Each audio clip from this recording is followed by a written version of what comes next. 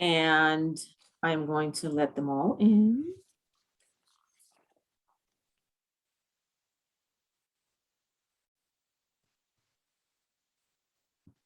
Good morning. Oh, good afternoon, everybody.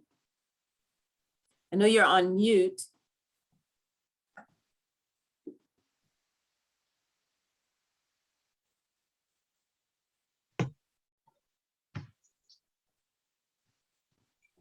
Got a good number coming in. Once we get started, if you would please make sure that you're on mute. We're going to talk about something that affects a lot of menopausal women, sleep or lack of.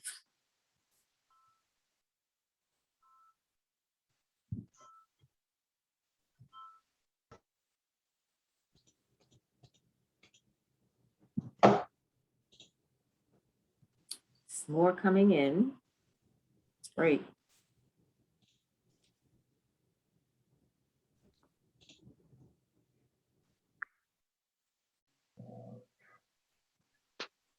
Okay.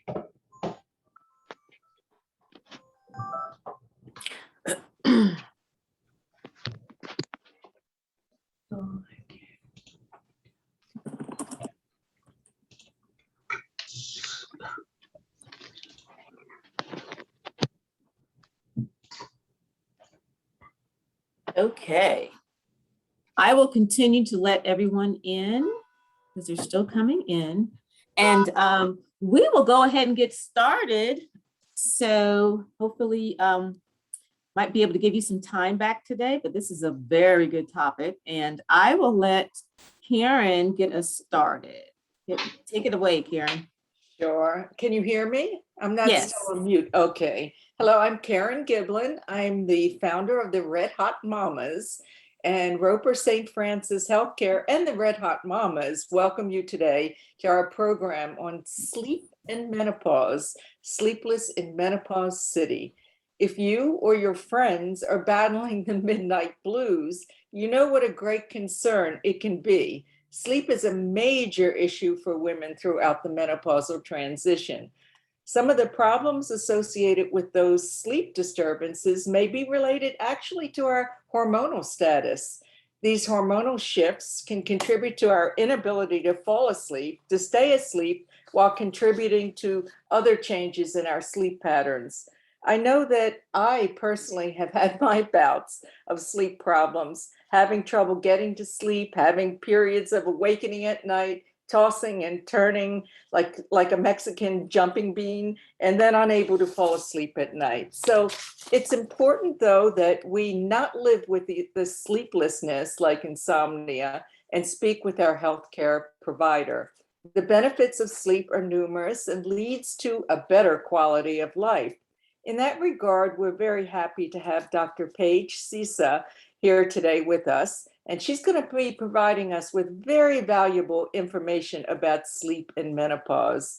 Dr. Sisa is part of the Roper St. Francis Physician Partners OBGYN team. She earned her medical degree from the University of South Carolina School of Medicine, and she did her residency at Duke University Medical Center. Dr. Sisa values being able to care for women through every stage of their lives. And on a personal note, she loves Clemson football and enjoys spending time with her husband and her dog and her new baby son, who's only 2 years old, named Boone. Learning to meet the transitions of emerging and in-demand skills and training. And please mute your phone or your laptop or desktop. Thank you. And before we hear what Dr. Sisa has to say, I must introduce you to Angela Poindexter, who just spoke just now. Angela is Roper St. Francis Healthcare's integrated marketing manager. And in the middle of our session today, and at the end of the session, you'll be allowed to write into the chat area of your computer questions that Dr. Sisa will reply to. You can send those questions directly to Angela Poindexter. Of course, your name will never be revealed, and Angela will pass the questions over, and we'll try to get to all of your questions today. So, and one more thing, we ask you if you could please fill out our brief survey at the end of our sessions. And by doing this, you'll have access to additional resources. Thank you for allowing me to speak today. And now for the real gift of our day, here is Dr. Sisa. All right. Thank you so much for that introduction. I'm excited to be with you ladies today and kind of go through how our sleep changes as we move throughout our lives, and some things that you can do for troubleshooting that, and how you can best work with your healthcare provider to get through this transition in your life. So we'll get started, and feel free to stop me for questions, or kind of wait till that halfway marker at the end, and we can go over any questions you guys have. All right. So first, we'll kind of do a quick overview of everything that we're going to talk about today. We're going to talk about the benefits of sleep, which you guys, I'm sure, know or can tell when you don't get enough sleep, how that affects you. We'll kind of look at menopause itself and the years leading up to it, the years after menopause, what happens when you don't get great sleep, and how you can anticipate or maybe have seen in your life that your sleep patterns have changed as you've gone through menopause, and some different things that you can do, whether it be just lifestyle modifications, some over-the-counter type things that you can do, or if you do find that you need some medications to help with your sleep, we'll review some of those as well. So first, just taking a look at menopause itself, we kind of think of it as a transitional phase of your life. There's three kind of separate categories. And I see a lot of women in the office who are coming to me and saying, okay, well, these are the symptoms I'm starting to have. And I tell them all the time, they're in perimenopause, or that time period of your life that is usually around 4 to 8 years or so before you actually stop having periods and have officially gone through menopause. But you can start having some of those symptoms like irregular periods, hot flushes, night sweats, trouble with your sleep. We also see some changes in our bodies, like a loss of bone mass. All of those things are kind of starting around this time because your ovaries are starting to produce less estrogen. And so this can happen, if you have surgery that it has impacted your ovaries as well. So it can happen earlier than the normal time of going through menopause too. When we think about menopause, the average is around age 51 or 52. A lot of it depends on when some of your family members went through menopause. So I often ask women if they know if their mother or their sisters, when they went through menopause. But unfortunately, I find that a lot of women, they say, oh, well, my mom just had a hysterectomy, or her ovaries removed, so they don't really know what to expect. But for me, like my mom didn't go through menopause till she was 57. So I'm in it for the long haul. But we define menopause by not having a period for over a year. And so once you kind of reach that point, then we say, okay, you're officially in menopause. So any bleeding after this is not normal. You need to come see an OBGYN for that. But if you don't have a uterus, we often diagnose it by lab values. So we kind of follow your symptoms, and then we can look at some of your hormonal lab values and see if, okay, this is consistent with menopause. Some women don't really have a lot of symptoms. They really luck out, don't have those hot flashes and night sweats and all of that. And some women, it hits them pretty hard. And so we are thankful that Red Hot Mamas is here to kind of talk us through all of those different things to expect. And then, the third and kind of final part is just post-menopausal. So once you're kind of officially through menopause, you are in that for the rest of your life. We can't get pregnant after that. You should not have any bleeding, like I mentioned before. Some of your symptoms that you had during that transitional period may continue. So some women do have hot flashes, for the rest of their life. Some women just for a few years.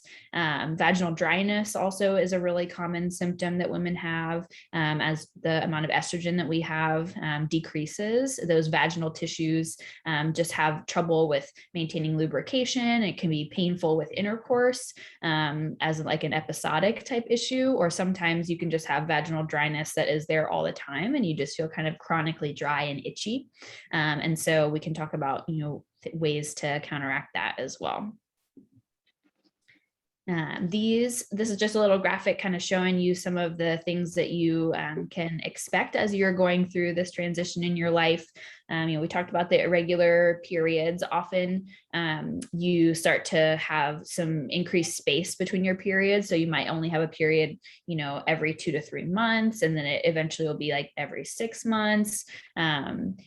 Rarely someone will just stop having periods and then go for a whole year. Usually there's that kind of transition where their periods are a little bit irregular and you might have to go see your OBGYN. You might have, some that are really heavy, some that are really light and just spotting. Everybody is different. Definitely can have those, we call them vasomotor symptoms, the hot flushes and night sweats that kind of keep you up at night and have you stripping off layers of clothing. You can have issues with the vaginal dryness, as well as things like recurrent urinary tract infections. All that's related to a decrease in estrogen. That kind of happens as you're going through menopause. We're going to talk a lot today about sleep problems. You can also notice some emotional changes, some changes in your memory as well. So your body really goes through a lot during this transitional phase of life. As the ovaries are producing less estrogen and progesterone, the two kind of major hormones for women, it can really just affect your sleep because of how the kind of different chemicals or neurotransmitters in your brain work together. And so some of those affect you just being able to fall asleep in general. Some affect you staying asleep for longer periods of time and getting restful sleep. Again, if you keep getting woken up with those night sweats, that can cause issues too. And so sleep disturbance is one of the biggest complaints that we see from patients who are going through this phase of life. Women who are going through menopause have higher rates of insomnia and other sleep disorders. Like, you may not think about having a higher risk of obstructive sleep apnea or restless leg syndrome. A lot of women, come in and I really have to probe them to see if they're having those issues, because a lot of women just think, oh, well, this is just how it is. This is, I just should deal with it. This is what I should expect from, being a 50-year-old woman. And it is relatively normal, but we can definitely do things to help. And so we don't want you to kind of be stuck in a slump and dealing with all those symptoms and not talking to your provider about it. Some of the things such as obstructive sleep apnea are a little bit harder to diagnose in women, just kind of like, with heart attacks, our symptoms are different than with men. Same thing with OSA or sleep apnea. You may not be someone that has super loud snoring, but it can be just chronically waking up, not feeling rested, having headaches, being tired. It can affect your mood with increased risk of depression and anxiety. So definitely, talk to your provider about that if you're having those symptoms.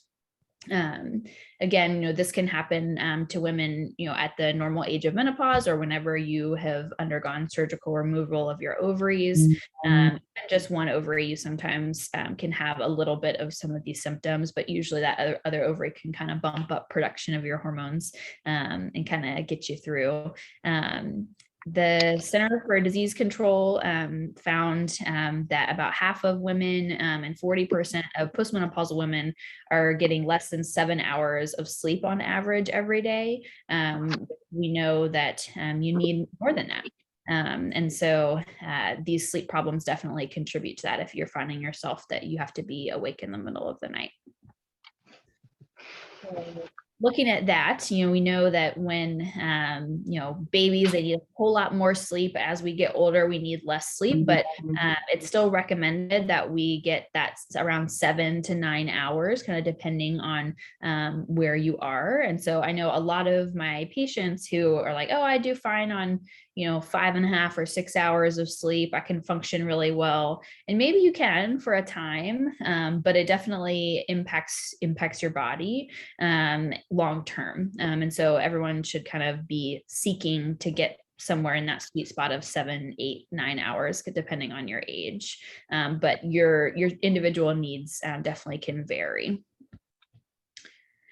This is a list of, some of the consequences of things that happen when you aren't getting great sleep or getting enough sleep. You're at a higher risk of having accidents, whether it be with driving or work or, all kinds of things, because it impairs your attention and your ability to concentrate. You can't problem solve as well. It also affects your body itself. So it puts you at a higher risk for heart disease, heart attacks, having high blood pressure, stroke, diabetes, all kinds of things that we don't want to have to deal with. And so your sleep, it's crazy, but it does impact those disorders too. It definitely decreases your sex drive if you're not feeling rested. And so that can be a problem with intimacy with a partner. It contributes to your mood as well. Like we talked about with depression and anxiety. You can tell, on your skin if you're not getting good sleep. And so we just want to make sure that, if this is your issue, that we get you in and get talking about it. These are some of the things that come of having better, more restful sleep. You're going to have more energy, you have more sexual desire. It helps to control your weight and keep your metabolism in that good range. Patients who sleep well are just happier in general. There's been a lot of studies that show that. You're more alert, you can concentrate better. And then it actually, as we said, just really actually protects your body in decreasing the risk of some of those disorders. These are some of the symptoms of issues with sleep. So insomnia, and that can be difficulty falling asleep or just difficulty staying asleep. And when every time you wake up, maybe you wake up to go to the bathroom and then you get back in the bed and you just cannot fall asleep, for the life of you. Waking up too early in the morning, or maybe you do sleep the whole night, but you just wake up not feeling refreshed. You may not remember that you woke up so many times because you stayed in like a light sleep state, but you're not getting that really restful sleep. You can also have disordered breathing kind of associated with that sleep apnea, and that can affect you, in your daytime as well. And then you can also have that kind of more typical snoring with sleep apnea, but it tends to be a little bit more severe in postmenopausal women. Kind of looking at the differences in men and women. Women are going to need more sleep than men in general.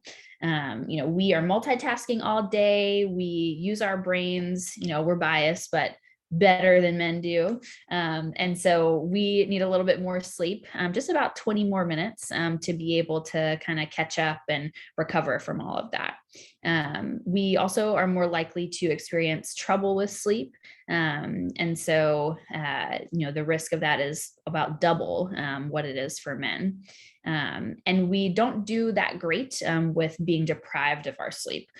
So that can definitely affect us mentally. We can have problems with our mood a little bit more than men when they don't get enough sleep. So this is just kind of a graphic that shows that, men are more likely to be snoring every night or almost every night, but women are more likely to have those issues with falling asleep and staying asleep. This just kind of shows some of the changes in sleep patterns. As we get older, we sleep a little bit more lightly and for shorter periods. It takes us a little bit longer to fall asleep. We have higher risk of having insomnia. And then the disruption in our sleep can be caused and be related to a lot of those medical conditions. You may notice that as you get older, you get a little bit sleepier in the evenings, and then you wake up earlier in the mornings. And so kind of tailoring your schedule and making sure that you are paying attention to those cues is important. These are some facts about insomnia. We as a society sleep 20% less than they did 100 years ago. We have our smartphones and our tablets and everything available in the bedroom, that causes us to have trouble with falling asleep, and we take our work home with us more so, and all that kind of thing puts you at a higher risk of having issues with that. 90% of people that have depression will suffer from insomnia, so a super high number. About a third of people will have some form of insomnia during their lifetime. Many patients are going to need prescription strength medication to help them to get to sleep or stay asleep. A lot of times, it is affecting you with the intimacy portion of your life. You're too tired or need to get to sleep, and can find yourself avoiding intimacy with a partner. It runs in your families, and so many Americans have issues with this. So it's super common. You're not alone. All right. I think we'll take a quick pause for any questions, and then we can kind of move into how to fix some of these problems. Yes, this is Angela. Welcome everybody. What I will start off with, there were some questions that were sent in from the survey. So I will ask Dr. Cisa those questions. And as we're doing that, if you have additional questions, please put them in the chat to me, and then I will read them out to Dr. Cisa. So one of the questions, it says, would HRT help with this, meaning the lack of sleep or sleeplessness? Yes, so it definitely can. So, a lot of these symptoms are just related to the changes in your hormones, that lower level of estrogen and progesterone. And so HRT, or hormonal replacement therapy, is going to give you back at a little bit of a lower level, those hormones that you're missing. And so the doses that we do nowadays are much safer, than what we did way back when, if you had heard, bad things about HRT, but we do really low dosing, and for usually short intervals, so that we can kind of get you through that transitional phase, and so that can help with all the symptoms that are related to menopause, whether it's sleep issues, the hot flashes, vaginal dryness, that kind of thing. Some women find that, even though they're on the hormone replacement therapy, they still do need to do a lot of these kind of behavioral or lifestyle modifications that we will end up talking about too, just to make sure that you're kind of, treating it in a well-rounded fashion. Excellent. Question, what are some options to promote good sleep without taking medication? We're actually going to go over some of that. Yes, we definitely will. We'll go through a lot of behavioral modifications that you can do, because, I'm not a huge medicine taker. A lot of my patients also don't like to, be taking medicines when they don't need to. And so there's a lot of different things that you can do, whether it be like over-the-counter things, or just kind of little remedies that we'll talk about. Okay. And this next one says, reviving the mojo.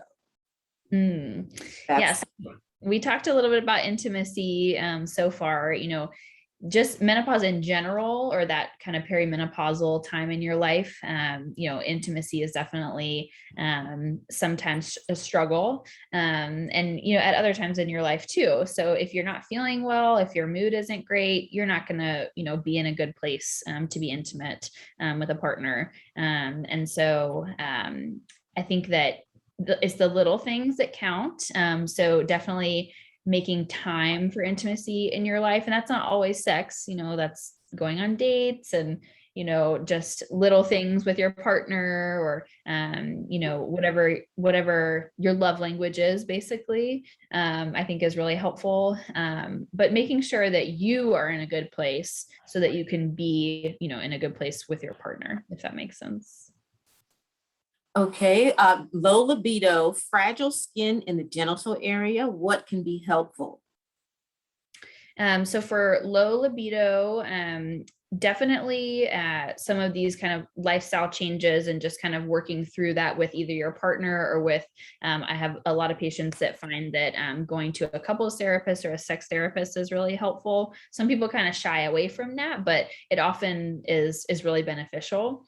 There's not a lot of medications that are super helpful for libido for women, and I feel like we often end up just kind of blaming it on, this time in your life. But there's definitely some things that you can do. Hormone replacement therapy may help with that. Also, if you have a lot of mood symptoms, the low libido can be related to that. Or if you are on certain medications, the low libido can be a side effect of those medications too. So that's definitely something to bring up to your healthcare provider. No need to be embarrassed about that. I talk about it multiple times a day with my patients. And then fragile and kind of dry skin in the vaginal area is really, really common. So we always talk about, using things like you can use like coconut oil or any like over-the-counter lubricants, definitely with episodes of intercourse. But kind of like your face needs a moisturizer, your vagina also needs a moisturizer, especially as we get older and have that lower level of estrogen. And so there's a bunch of over-the-counter, topical therapies that you can do, like Replens is a good moisturizer. And that is rather than using that just episodically when you're going to have intercourse as extra lubrication, you use that, multiple times a week.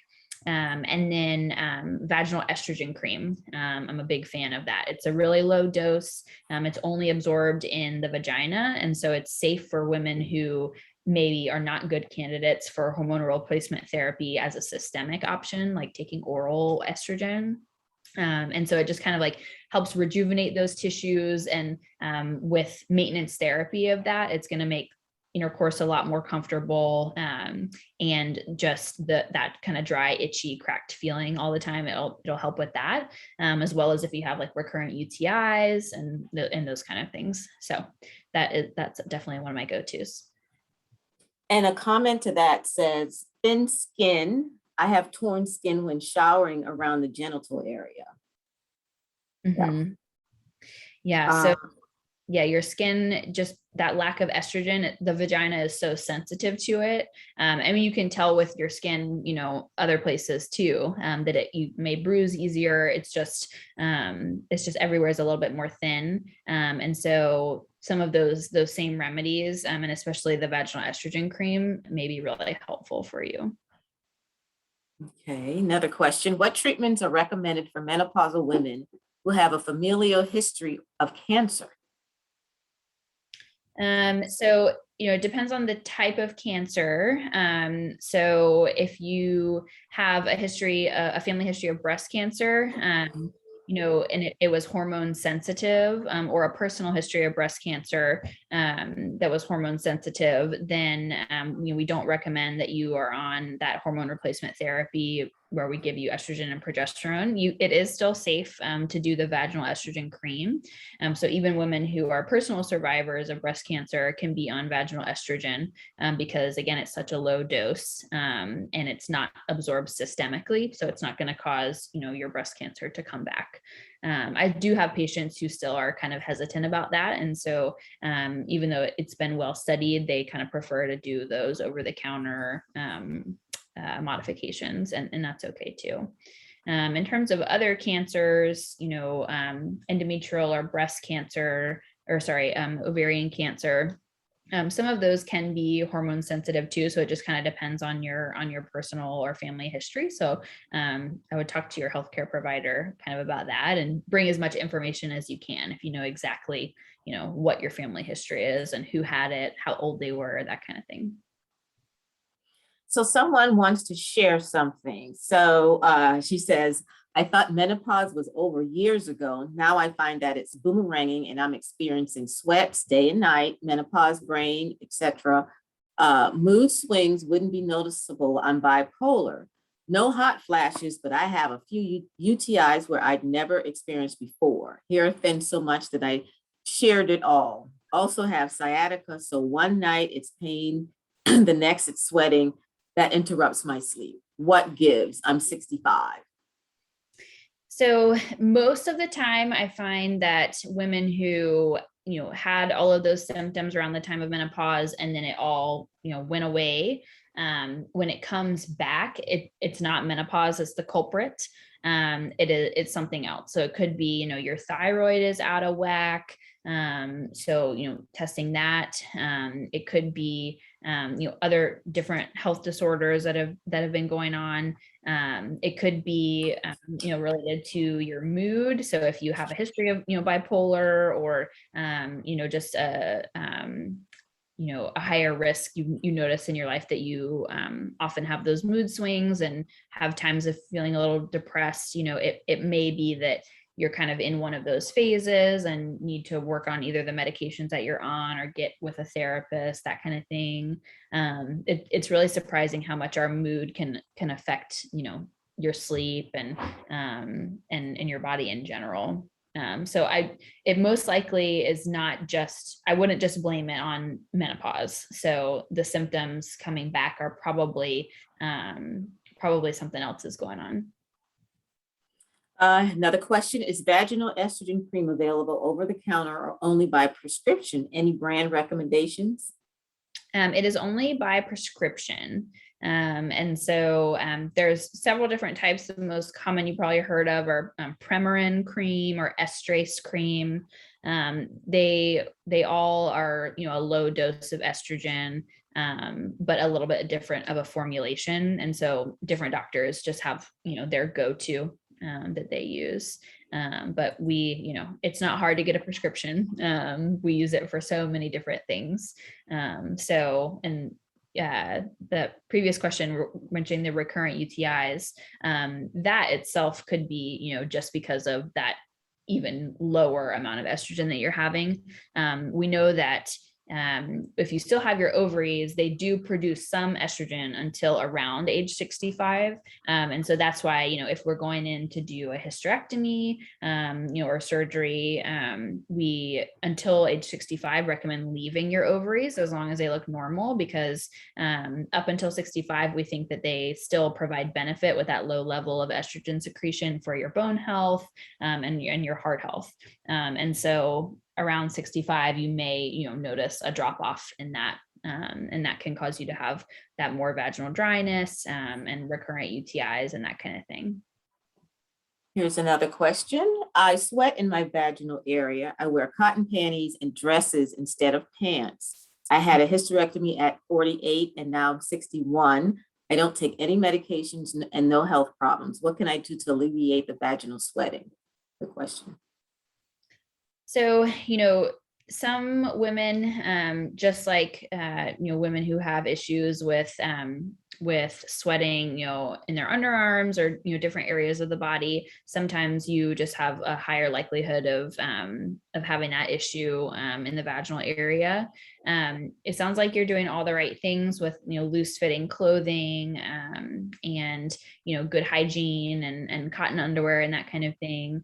If you notice, like at certain times of day when it's an issue, or, some women, when they are, when you're stressed, instead of like sweating in other areas of the body, maybe that's where it shows up. There's not, a lot of treatments, like medications that really help with that. I don't recommend using like deodorant down there, anything like that.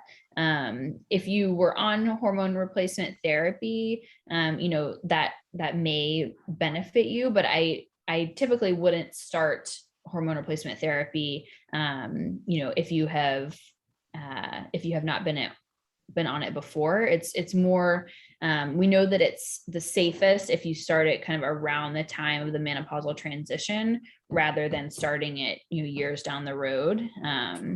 And so, that may be something to talk with your doctor about. But in general, it's more, just kind of lifestyle things. And it sounds like you're doing a lot of the right things. Okay, that was our last question. We will do Q&A again at the end. So once again, you can go ahead and send them to me in the chat as we go along, or when we get to that the end of the slides again. All right, thank you. Okay, so these are some tips for overcoming those issues with sleep, specifically with insomnia. Just making sure that you have a really consistent daily schedule. So, like we mentioned before, you're gonna need to probably go to bed earlier and then wake up earlier. So you want to make sure that you kind of set your expectations for when you want to be winding down, when you want to stop, drinking, caffeine or drinking water, things that are going to make you have to get up. Try to stay away from having the TV on when you're in bed, or having your phone, where you are constantly exposed to that light that's going to keep you awake. You don't want to eat super close to bedtime, but you also don't want to go to bed hungry. So kind of finding what, dinner time schedule is good for you. Regular exercise is super important. It definitely helps with sleep. I have some patients who, they cannot fall asleep if they haven't exercised, that afternoon or that evening. So that is something that, has lots of health benefits and definitely can help in this phase of your life as well. You don't want to be, waking up having to go to the bathroom all the time. So, I usually say stop drinking things at least like 2 hours or 3 hours before you have to go to bed. Keep your room environment just nice and quiet, dark. Don't have, a lot of, night lights, like that kind of thing. If you do need to have some light to kind of help you, if you need to get up and go to the bathroom, we know that light with like a red filter on it is less likely to be kind of to inhibit you falling back asleep. So a lot of, night lights or, lamp shades, things like that. I find people think that like blues and greens are super calming, but actually the red filter is actually more beneficial for kind of you being able to get back to sleep, if that makes sense. You always want to be comfortable. So whether it's your bedding, what you're wearing yourself, you want to make sure that if hot flashes and night sweats are that issue for you, that you have layers on and that, you're not sleeping with, blankets all the way up to your ears and covered, because, that's just going to exacerbate things. So those are just kind of some things that you can do yourself to try to help. Behavioral therapy is a great thing too. A lot of patients have some hesitancy about kind of getting in with a therapist, but there are therapists who kind of really specialize in this issue and sleep training, and kind of walking you through how to have the best strategy for improving your sleep. So they kind of educate you on a lot of these things, but things that they are the specialists about in creating the best sleep environment for you. And then things that can help you to relax and get to sleep, and then go back to sleep if you're waking up in the night, and kind of getting into that cognitive space as well, and getting rid of negative thoughts and worries, because that's going to allow you to have better sleep in general too. These are some of the risks and the bad things associated with sleep deprivation. So you have a much higher risk of cancer. It doubles your risk of breast cancer specifically. You are gonna have a lower weight if you sleep an extra hour instead of staying up and watching TV. A difference of about 14 pounds a year, which when I saw this, I was like, oh my goodness, that it's crazy, but it's true. It's been studied. You have a higher risk of heart disease if you get less than 7 hours a night. And if you are sleep deprived chronically, then you just have a much higher risk of death at an earlier age too. So lots of reasons to focus on having better sleep. We talked a lot about some, behavioral or lifestyle modifications. So sometimes it's really hard though. Maybe you work night shift. Maybe you are a traveler and you are chronically, changing time zones. Maybe there's different things in your life that are going on that, are a priority right now. And that's, more important than, you getting 7 hours of sleep. But just kind of working through those things. And a lot of times your healthcare provider can can be helpful with that too, and figuring out what your goals are, and and kind of one by one, working on things to make sure that you're getting better sleep. Just kind of paying attention to, okay, well, do I wake up every day and my back hurts? Is it because of my bed itself? Or am I in an environment where, maybe my partner or family members are staying up later than me, making a lot of noise, and that's why I'm not falling asleep or staying asleep. And some of your personal habits, like we talked about, the timeline of when you are eating and drinking before bedtime, or if you're not being consistent, about when you're going to bed. Smoking can affect your sleep as well as, many other systems in your body. So just kind of looking at your personal habits and making sure that those are in line with your goals for sleep as well. Talked a little bit about, way back when we rose with the sun and went to sleep with it too. Our melatonin really was cyclical, that release of melatonin in our own brains, and it was controlled by light exposure. And nowadays, we have the artificial light all the time. The sun goes down, during daylight savings, and you're up for several more hours. And so a lot of times you need to just kind of make it a priority to make sure that you're not exposing yourself to that extra light. Or maybe you do need to take a melatonin supplement just to kind of help. It's safe.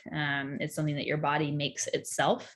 And so a lot of patients find that just adding that over-the-counter melatonin supplement can be really, really helpful for them. We talked a little bit about exercise already, but engaging in at least 30 minutes of some moderate exercise per day can definitely help your sleep quality. And studies have shown that it can improve your sleep quality even that same night that you do it. So it's a quick thing that you can get started. It is important to pay attention to your body and when you need to exercise in order to make sure that it's not interfering with your sleep. Because so for some people, if they exercise, they're wide awake for 2 hours after that, or things like that. And so just kind of making sure that you're in a good rhythm for exercise, so that you are not harming yourself by doing that. These are, eating healthy in general is going to help you sleep better. So, a list of, this list of things like, having more of a Mediterranean style diet, lots of fruits, vegetables, lean meats, fish, that is going to be better for your sleep compared to caffeine, alcohol, lots of spicy and sugary foods. Red Bull, obviously, is going to impact your sleep. So in general, just kind of thinking about healthier diet, exercise, healthier body, you're going to get better sleep. Some of these things we've talked about too, but just make sure that, you are on a set schedule where when you're going to go to bed, you're going to be able to sleep for 7 hours. That is your goal. You don't want to go sit in the bed if you're not really tired, because you're going to end up, being on your phone, doing those things that activate your brain instead of, getting off to sleep. And so having a really good bedtime routine is really helpful. You don't need to be, having meals or doing work or other things in the bed. That is reserved for sleep time, and then time for being intimate as well, so that your brain just associates that with being in the bed. Making sure you have a good environment, turning off those electronic devices, and some of those other things can be really helpful. It seems like, oh, well, I want something that's going to actually fix the problem. And if you do all of these things, it often does that. So, especially if you have hot flashes, you want to make sure that you have a nice and cool sleep environment. So have a damp cloth by the bedside table. So when you wake up in that night sweat, you kind of have easy access to that. Having a fan in the room, is super helpful. Making sure that you have breathable pajamas or those nightgowns that you are able to kind of like shed a layer if you need to. Making sure that you don't have, pets in the room that can cause you to kind of wake up and disturb your sleep too. And then, if you're going through all of these things and still having issues, just definitely talk to your doctor. We can kind of troubleshoot and see if there's, something else that we need to do. Some prescription medications, if all of those lifestyle and behavioral modifications are not, helping you in the way that you need, there is hormone replacement therapy. It's low dose, it's safe for most women, but we'll kind of assess that when we see you for a visit. And that can provide relief for many of your symptoms. There are, sedatives and hypnotics that we, as well as, benzodiazepines, like things like Xanax and that kind of thing. We tend to, not prescribe those because it's not, it's a short-term fix, but it's not going to help you long-term. And a lot of them are addictive as well. And so, we definitely favor other things rather than that. There are some short-acting non-benzodiazepines, of things like Ambien that kind of just slow down your nervous system when you take them at night, and they can help you fall asleep and stay asleep. So a low dose of that often is really helpful for patients who need a medication. Using melatonin or a melatonin agonist is often really helpful to kind of get you back into that normal sleep-wake cycle. And then sometimes you just need a medication like an antidepressant, because if your biggest symptom is mood, that can cause your sleep disturbance. And so that, is really helpful. And then there are certain antidepressants that one of their quote side effects are that they are sedating. And so we recommend that you take those at night rather than taking them in the morning. And some of them are more stimulating. So, the opposite will be true for that. There are some other treatments that have been studied and find that they can be helpful. So things like acupuncture, yoga, and meditation, just kind of all of those relaxing therapies. If you are doing them the right way and at the right time of day and that kind of thing, especially with the meditation, then that can be really helpful. We talked a little bit about melatonin, but there's some other, natural sleep aids, things like lavender. You might see a lot of over-the-counter, body lotions or essential oils, things like that, that promote sleep. And so, there aren't a ton of studies on it, but, it's something that is safe for you to use. You're not going to have an overdose on lavender scented lotion, right? And so for some women, those scents are just soothing for them. So taking like a warm bath with some lavender essential oils, that kind of thing, kind of sets you up and prepares you to go, have a good night's sleep. So, any of these things are a reason to go talk to your doctor. But these are, some kind of a detailed list for you. But definitely if you feel like you're in a dangerous position, so if you're so sleep deprived that, you're falling asleep while driving, you're falling asleep while you're, trying to do active things like watching TV or reading, or if you have a partner telling you that you are snoring more or you sleepwalk, you seem like you're not having restful sleep, or you feel like your mood has changed and it's affecting you in that way. All of these, things are reasons to talk to your doctor. And you can talk to your OBGYN, you can talk to a primary care provider, and if they can't help you, they'll kind of get you in the door to somebody who can. But we just want to make sure that you are getting all the benefits of that great and restful sleep. These are, just some questions that you can take to your doctor.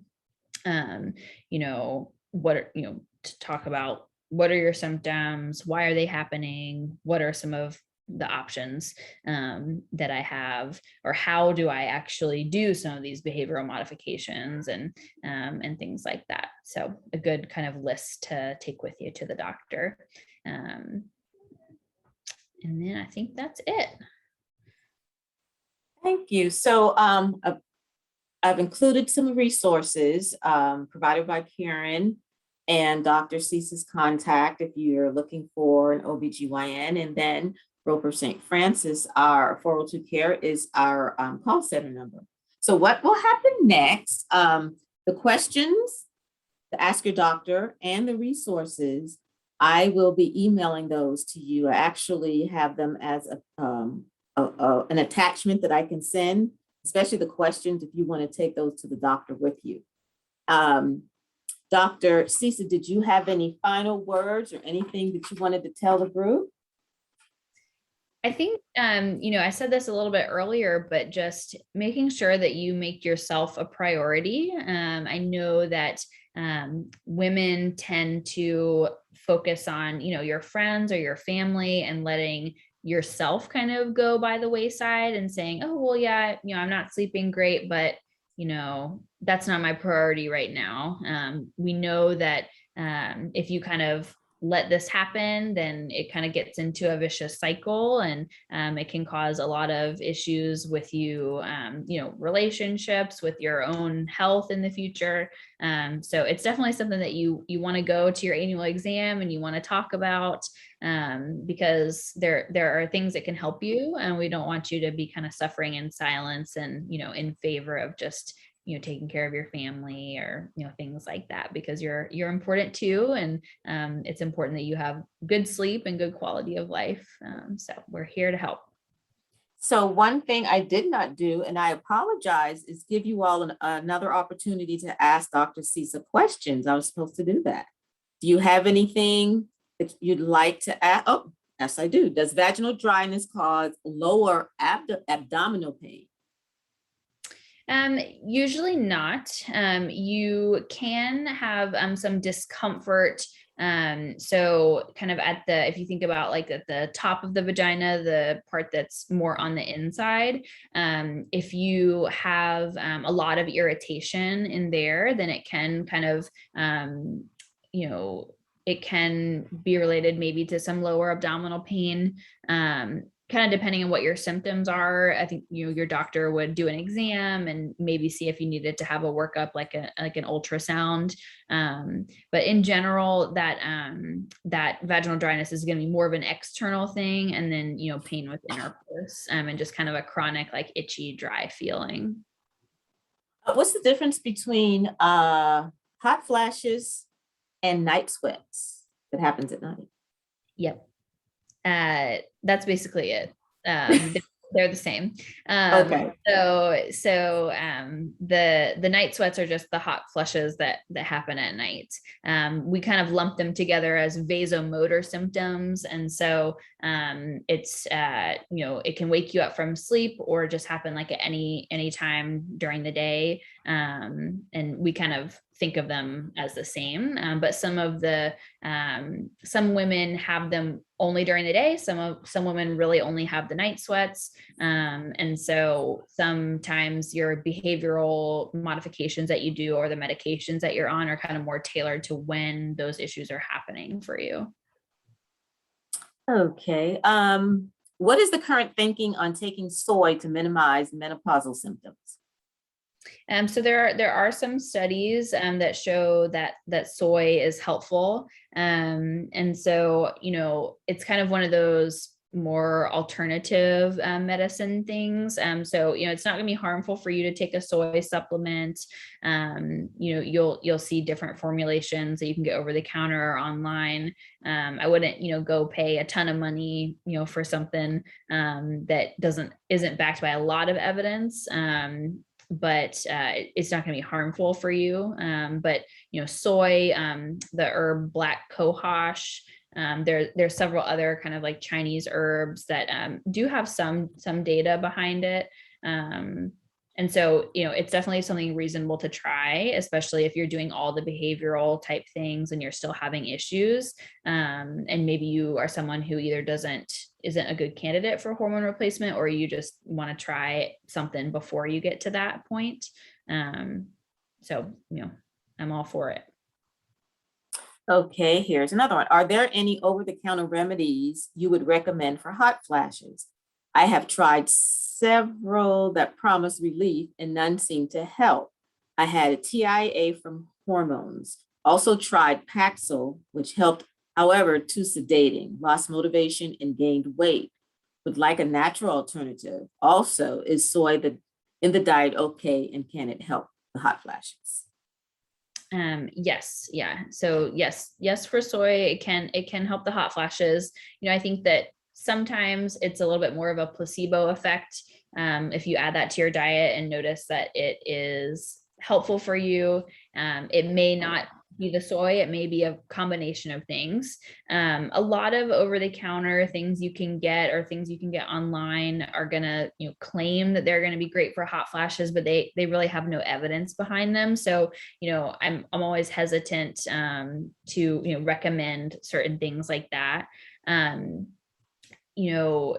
Besides the different kind of lifestyle and behavioral modifications that you can do, there are other antidepressants that kind of have a side effect of treating vasomotor symptoms or hot flashes. Effexor is one. So Paxil is an SSRI, and Effexor is an SNRI. It's just a little bit different of a type of medication, and the neurotransmitter in the brain that it affects. But Effexor is it has been studied and can decrease your hot flashes. So a lot of my patients who are not on hormone replacement therapy for whatever reason, and also have a mood component to their symptoms, do really well on Effexor. And you can try that at a low dose and kind of go up on it. And so that might be something to talk with your doctor about too. Are there any therapies commonly used in other countries that prove to be effective? I would say the main ones are acupuncture, which, there are definitely, practitioners in the area that you can get in with. It is sometimes not covered by insurance because it's considered like an alternative medicine. But some more forward-thinking insurance companies will cover that as a treatment, as a therapy. That's kind of the biggest one that comes to mind. Other than some of the, there are some predominantly Chinese herbs that kind of along with soy and black cohosh. There's a couple other different ones that you can get that are there. I'd have to look up the name of it, but there's one that that actually has some good data behind it. But the others are kind of more just anecdotal.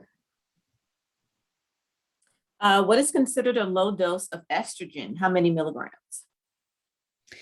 So most women, if they're going to be on hormone replacement, are on 1 milligram. Estrase tablets, 1 milligram per day is a really common dose. It just kind of depends on the type of estrogen. There's multiple different kinds, and it depends on if you're taking it orally, if you're taking it by a transdermal patch. But your doctor will be able to tell you, and most OBGYNs at least will go ahead and prescribe you the lowest dose, and then see if that kind of fixes your symptoms. If not, you can go up a little bit. But kind of we want to try you on the lowest dose necessary. Are there any other questions? These have been really great. Any other questions? Dr. Cisa, if you could go to the next slide. So we've got an exciting person coming next month, Dr. Mesh Seibel. Thanks to Karen for bringing him on board. He is exciting. He's a guitarist. He's a singer. But most importantly for us, he's a world-renowned women's health and menopause treatment expert, award-winning Harvard physician, author, speaker, and magazine publisher. So this is going to be a really good one. Pass the word. When I send out the post, the attachments, I will go ahead and put his the link to his sites. He has 2 sites. One is Health Rock, and then one with his name. And you could just kind of check him out. And hopefully you will join in. Normally we do these on the 4th Tuesday of the month, but since November and December, that runs into holidays, we've had to adjust the dates for November 16th, 2nd Tuesday, and then December 7th, still on a Tuesday at the same time. We just couldn't do it on the 4th Tuesday of the month. So we're excited to have him on board. And then for those that we had to cancel our osteoporosis and menopause for last month. So that's back on the table for December. So we'll have Dr. Louise Wanamaker that she's going to talk about osteoporosis and menopause. So are there any additional, I see some comments, hold on. Thank you so much, Dr. Cisa. This webinar has been so helpful, especially to learn what is normal and where and when to get help. Thank you. So good to have events like this to share information and tips for better quality of life. It is our pleasure to give you this information. Anything that we could do, topics or subjects or anything, please be sure to, on the post survey, include those topics that you would like to hear more information. And if you missed any of the past sessions, I'll be more than happy to send you the YouTube link to those as well. This is being recorded and it will also go to a YouTube link that will go out to everyone. So it is our pleasure to bring you this information. I take Bella from Sunrider. It has helped with mood swings, hot flashes, and most of my sleep issues. I swear by it, and if I miss it 2 to 3 days, these symptoms start. Is estrogen better to be used as a cream? It doesn't get into your body like taking the pill. It's not that it's, one is better than the other. So there's definitely a lot of options for hormone replacement. The oral estrogen is going to get, systemically, it's going to go throughout your whole body. But a lot of women find benefit just from using, the transdermal, either as a patch or a cream. And there's, different side effects and different doses, kind of depending on that. So, it just kind of depends. But if you're doing well with something, then, keep on it. We have a lot of data that hormone replacement therapy is safe. It is best to start it when you're first having the issues. So in that menopausal transition period, and then continue it rather than having low estrogen levels, for years and then getting started on it a few years later, because that can actually put you at a higher risk of some things like heart disease, stroke and heart attacks. And so, it's best as soon as you have the problem to go talk to your healthcare provider and kind of see what they would recommend. So we have a few thank yous, and one person says, my faith has been restored. Thank you very much. You are very welcome. Thank you for this session. Okay, how long should you stay on HRT? So, we traditionally say the lowest dose for the shortest amount of time. But, most providers will tell you that if you're doing well on the hormone replacement therapy and it's at a low dose and you're not having side effects, you can continue that until you die. It's a very low dose. It's safe. No one needs to pry it out of your hands when you turn 65 or, anything like that. And so it's definitely, you want to make sure that you're the right candidate for it, that you're healthy and, talk with your doctor about it. But for most women, if you're doing well, you can stay on your HRT. And last question, I believe, what is Bella? Bella. I'm just going to have to look it up for you. Let's see, Bella. It's Bella from Sunrider. Okay. what is Bella? And then Nightshade, question mark. I'm wondering if it is, with belladonna, it's a plant-based thing. Let's see, Bella from Sunrider. It looks like it is a natural herbal food supplement. So I'm not exactly sure, everything that is in it. It looks like it comes in capsules. Yeah.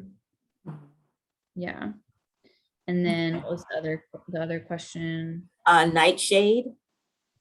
That's also a plant. So that is a supplement that you can can use. Most of the time those things are not harmful for you, but you just want to make sure that you're not allergic to anything in them. I would take it with a grain of salt. If it works for you, that's great.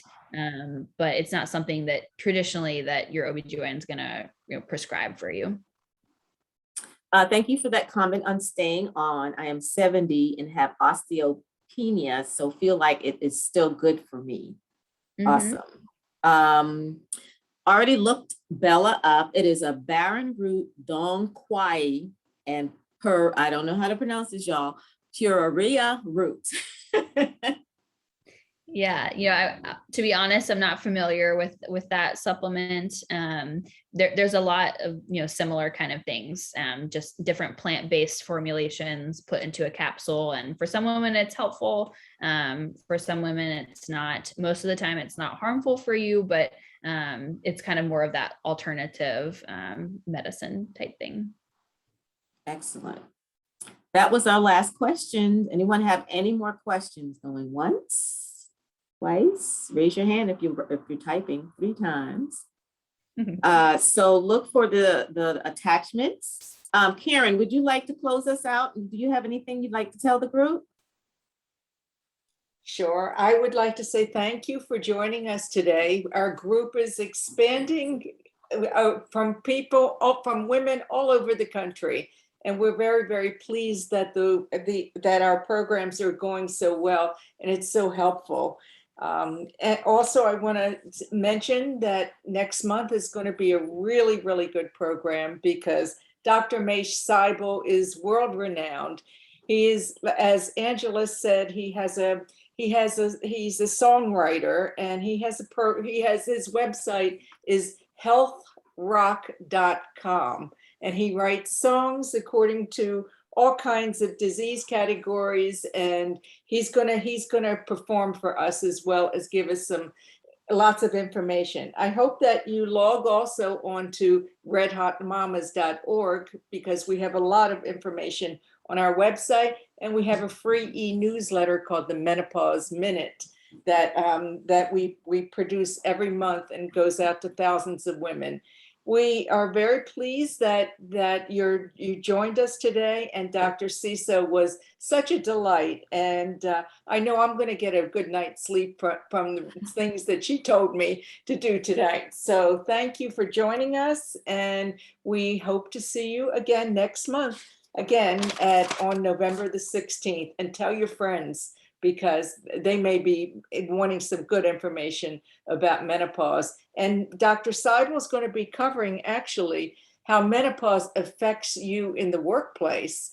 So we're going to hear about different things about looking at your computer and falling asleep at your computer or having dry eyes. He's going to cover a whole gamut of things. So join us next month and November 16th. And thank you again for attending today's program.